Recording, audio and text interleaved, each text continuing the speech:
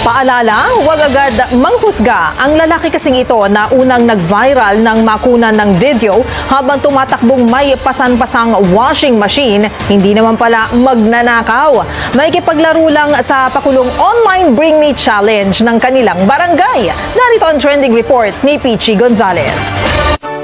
Unang nag-viral ang lalaking ito matapos akalain ng ilang netizen na isa siyang magnanakaw. Nakunan kasi sa CCTV ang lalaki habang tumatakbo na may pasan-pasang washing machine sa Sampaloc, Maynila. Pero napag-alaman na ang lalaki pala sa nasabing viral video ay nakikipaglaro lang sa pakulong online Bring Me Challenge sa barangay. Sa palaro, may mga nakabantay na tanod at isang kalahok lamang ang pinapayagan lumabas kapag siya na ang nauna. Nakamonitor din ang mga tanod sa mga CCTV sa kanilang lugar para mabantayan ang palaro at masigurong nasusunod ang health and safety protocols. Ang lalaking nasa video na si Dean Lester Piñamante, hindi naman nasayang ang effort dahil nanalo ito ng 500 pesos sa palaro na pinaghatian daw nila ng may-ari ng tinangay na washing machine. At yan ang MBC Network News. Pichi Gonzalez, nag-uulat para sa DZRH, ang kauna-unahan sa Pilipinas.